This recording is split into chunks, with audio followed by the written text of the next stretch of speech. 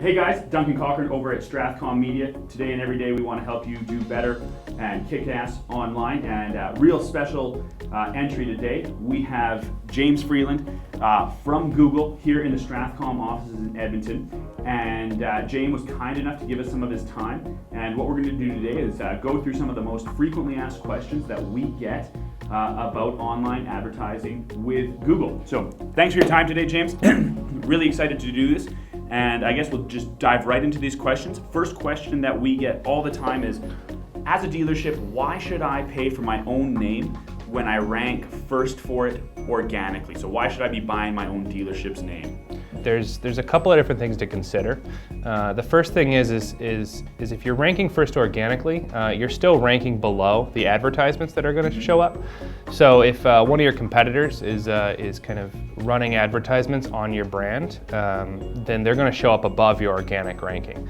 So kind of playing defense on your brand is, I think, something that's really important to think about.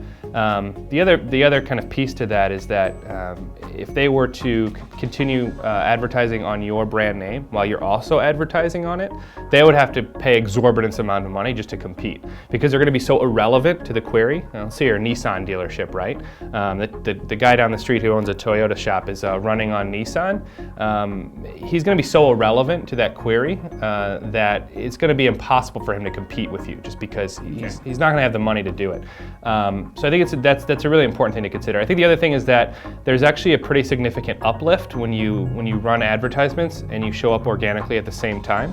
So for a user, if they run a search on Google and they see, that your Nissan dealership is the #1 organic ranking, and then right above it they see an advertisement for the same thing, there's kind of a subliminal message there, and there's a really good kind of connotation between those things, and we see an uplift in clicks overall. So it's not like you're stealing clicks from one thing or another, because there's only one click on every single query, but you're actually giving an uplift, because you're going to be taking a lot of those clicks that might be going to the other parts of the page, and you're putting them right into your website. Second question that we have for you is, why do I need AdWords if none of my competitors are doing any form of online advertising?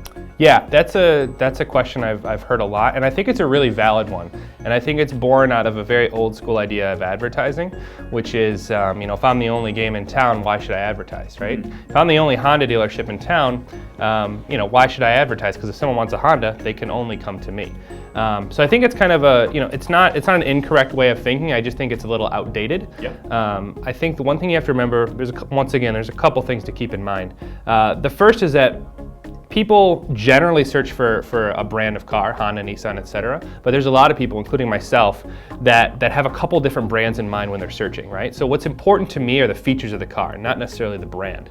So I care about, can I fit my kid in it? She's 2.5, got to be able to fit her into it. Can I fit her stuff into it? Yeah. And then is it also economical, right? I don't really care about speed. I don't really care about size. I care more about gas mileage, safety, those kinds of things.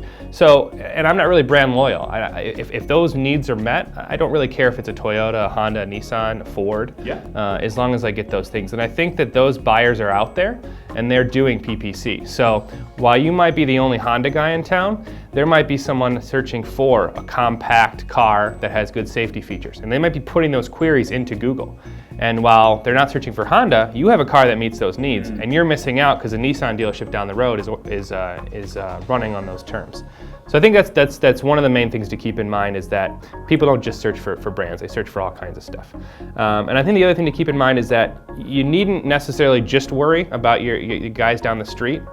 So I think that's important to keep an eye on them. Yeah. But I think what you need to do long term is to start thinking about the online competitors. So nowadays you're not just competing against a Nissan dealership down the street if you're a Honda dealership. Yeah. You're also competing against Kijiji, you're competing against AutoTrader, you're competing against countless other sites that are online only, and they're across Canada. They work across the entire nation, and so they're going to show up in Kelowna, they're going to show up in Edmonton, they're going to show up in these places, because no one else is showing up there. Why wouldn't they show up there, right?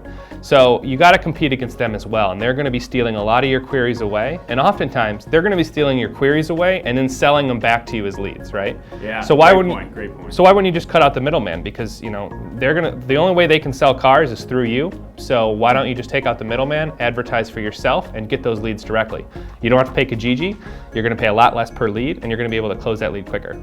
A third question that we have for you, and this might be a bit different, but how does display or remarketing with Google differ from banner ads with, say, the local paper like the Toronto Star or the Edmonton Journal, or banners on Kijiji, banners on the local radio station website? How would display and remarketing with Google differ from that? I think that there's just a fundamental difference in how those things are bought and sold. Yeah. So a lot of those banners, whether it be on a newspaper or on a site like Kijiji, those are bought and sold for the inventory just to show, right? You buy them just to show up. So you go into the guy from the advertising guy from the Edmonton Journal comes to you and says, "Hey, I'll give you the front page for $8,500 or $3,500, whatever it is," and you just pay just to show up there. The performance of that could be awful. It could be good, probably isn't, but it's probably going to be awful. And you're not paying for that performance. You're only paying to be there. But with Google and with other online advertising solutions, you're actually paying for performance. You're only paying when someone clicks on that banner and goes to your site. You're not paying to be there. Just showing your ad costs nothing. It's free. If no one ever clicked on your ad, then you'd pay nothing. Hopefully they clicked on your ad, right? Yeah. But absolutely. If no one ever clicks on it, you don't pay anything. So I think that's the main way, is just a fundamental difference in how it's bought and sold. And what that means to the dealership is that you only pay for performance. So you only pay for something that's actually sending you traffic, sending you leads, and is actually worthwhile. Whereas with newspapers and radio and things like that, you don't know. And oftentimes it's not going to work very well. So, and I think the other thing to keep in mind is that with online advertising, with display and remarketing with Google, you can drill down on a very specific person, right? So if you're an Edmonton dealership and you're advertising the Edmonton Journal on the newspaper, that journal is going to be read by teenagers. It's going to be read by people who already have a car and don't really want to buy another one. It's going to be read by people who are completely irrelevant, completely not in the car buying process and don't want to be in the car buying process. And it's going to be kind of wasted on them, right? That advertising is going to be wasted on them. Whereas with display and remarketing with Google, you can drill down on those people who are just wanting to buy a car. We have ways to target people who just want to buy a car. Yeah. And as soon as they've bought that car, they drop off that list. So you don't have to worry about the people who've already bought a car who are not interested in buying a car, because we're not interested in them. We don't want you to show an ad to them. So we'll only show an ad to those people who are really interested in buying a car. Why is my click-through rate lower on display advertising than, say, paid search advertising? I think that it's natural, right? It's not just you, it's everyone.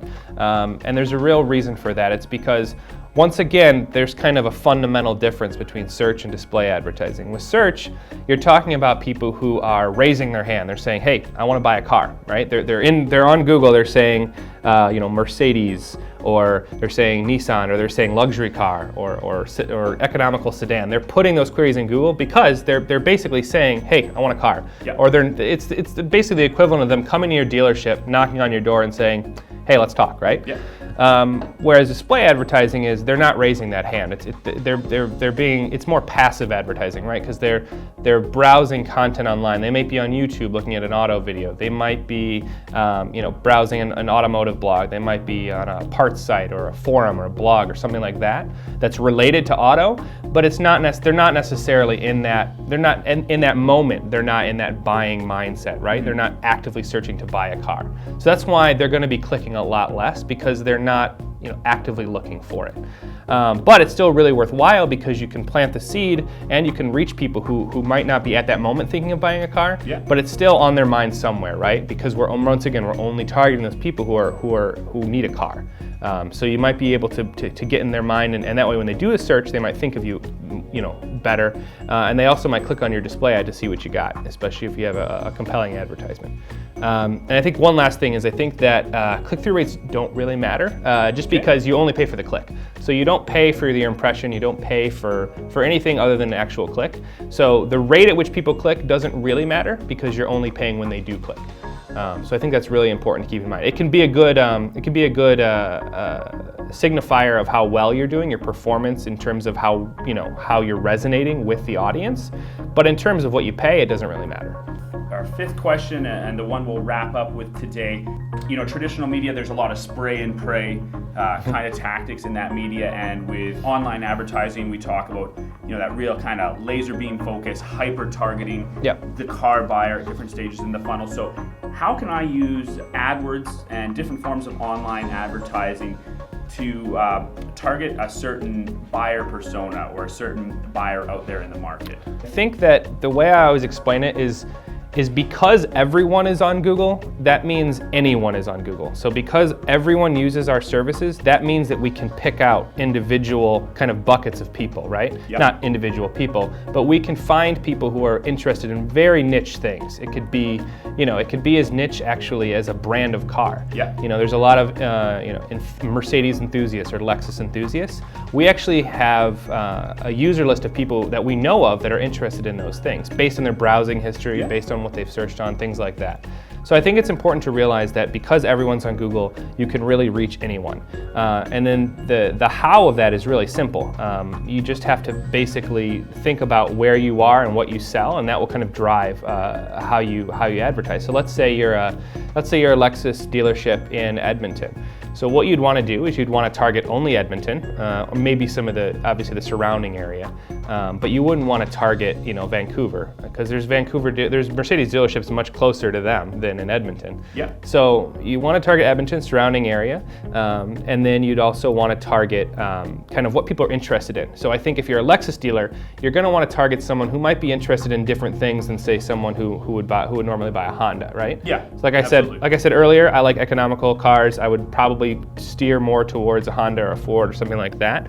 But there's a lot of people out there that prefer the luxury, that might have the means to afford a luxury vehicle, and that might be something that they're passionate about. So you'd want to target people who are interested in things like maybe finance, or you might want to target a demographic that's a little older that might have the means to afford these things. Okay. There's a lot of different ways you can think about it. Or if you don't want to get too creative, you can just target people who are interested in Lexuses or luxury cars. We have a luxury car interest group, right? Yeah. So you can target people who are just interested in those specific things, and you don't have to worry about the rest of them, and you don't have to pay for the rest of them. You only pay for those certain people that come to your site. Excellent. No, I think it's great with online advertising, how we can eliminate kind of some of the traditional spray and pray tactics. I'm going to try this and hopefully it works, whereas with the new form of online advertising through Google, you can really hyper target these guys and really make the most out of your online dollars. And your advertising dollars. I think if you were, say, Coca-Cola, right? Spray and pray might work, because absolutely. Who doesn't drink soda? But if you're selling a car, a particular kind of car, it's not going to appeal to everyone. It might appeal to a lot of people, but it doesn't appeal to everyone. And I think that you need to be realistic about that and then target just those people who are interested in your car. Absolutely, great point. I think we all wish we had the money that Coca-Cola does, but we don't. I just want to say a big thanks to James Freeland from Google for making it out to Edmonton and helping us out. At Strathcom, we run online advertising campaigns from dealers from coast to coast. And if you have questions or you want some help with running your own online advertising campaign, please feel free to give me a shout. We do work very closely and directly with our friends at Google, and we can simply help you drive more leads and more traffic to your website. Thanks, guys.